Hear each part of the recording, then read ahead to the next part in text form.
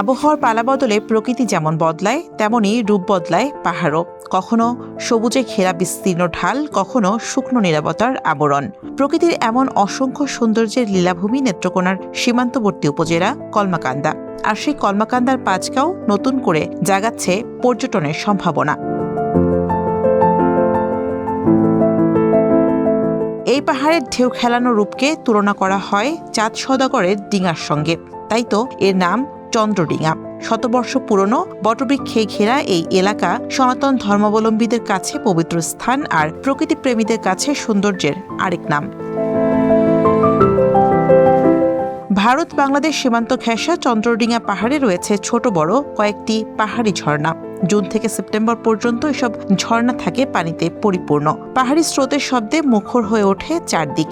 সকাল থেকে বিকাল পাহাড়ে ঘুরে ঝর্ণায় ভিজে সময় কাটে পর্যটকদের। সামাজিক যোগাযোগ মাধ্যমের কল্যাণে এই জায়গার পরিচিতি ছড়িয়ে পড়েছে আরও বেশি। আর ঈদ কিংবা যে কোনো ছুটিতে বাড়ে পর্যটকের ভিড়। চন্দ্রডিঙ্গা বা চন্দ্র নামে একজন সওদাগর ছিলেন। তিনি বাণিজ্যের উদ্দেশ্যেই সেই ডিঙ্গা নিয়ে চলাফেরা করতেন বাণিজ্যের উদ্দেশ্যে।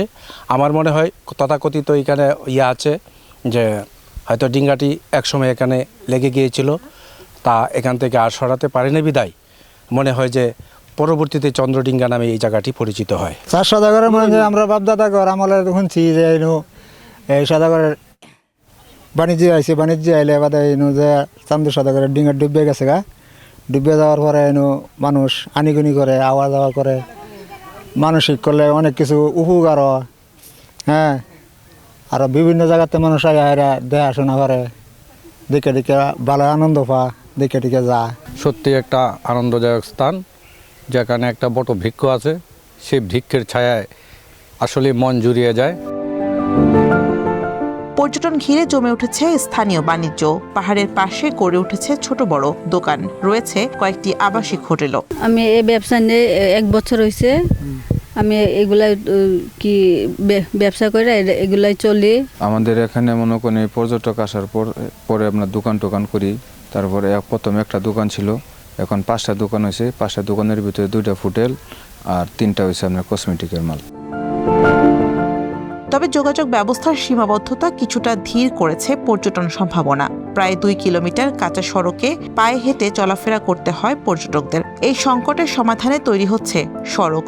পর্যটকদের সুবিধায় তৈরি করা হয়েছে ওয়াশ ব্লকও। স্থানীয়রা বলছেন, পরিকল্পিত উন্নয়ন হলে এই পাহাড় ঘিরে বাড়বে পর্যটক, বাড়বে আয়ের পথ। আমাদের চন্দ্রডিঙ্গা একসময় লোকজন আসতো না, মাত্র 4টা ঘর বাড়ি আসেন, পরে হইলো একটা বাঙ্গাল বাড়ি, তারপর হয়েছে আরেকটা বাড়ি। রাস্তাঘাট নাই, লোকজন আসতে পারে না। মোটামুটি দেখা যাচ্ছে বর্ডার রুট হয়েছে, সামান্য একটা আইলের মতো রাস্তা আসেন, টিউনো সবে হালকা একটু মাটি কেটে দিছে, মোটামুটি লোকজন আসতে পারে। রাস্তাটা যদি একটু ভালো হইতো তাহলে লোকজন ঢাকার থেকে, ময়মনসিংহ থেকে, দূর থেকে আরও সুন্দর পরিবেশ হইলে লোকজন আসলে জায়গাটা খুব সুন্দর সিস্টেম দেখা যায়। আমাদের এলাকা পর্যটক আসার পর থেকে ভালোই উন্নত হইতেছে। যেমন প্রথম এই জায়গায় কেউ আসতো না, মানে দূর থেকে মানুষ আসে, আসে পাহাড়ে দেখে যে ঝর্ণা। এখানে আপনি এই পাশে আছে একটা ঝর্ণা বড়, আপনি এই পাশে আছে আপনার 2টা ঝর্ণা। কিন্তু অনেক দূর থেকে মানুষ আসে, আমাদেরও নাম্বার ইউটিউবে দেওয়া আছে, তারা ফোনে যোগাযোগ করে আসে, আমাদেরও ভালোই ইনকাম হচ্ছে। সৌন্দর্যে ঘেরা কলমাকান্দা উপজেলার 8 ইউনিয়নের 3টি পাহাড়ি সীমান্ত বেষ্টিত। সেই সীমান্তগুলো যেন এক নৈসর্গিক সৌন্দর্যের আধার।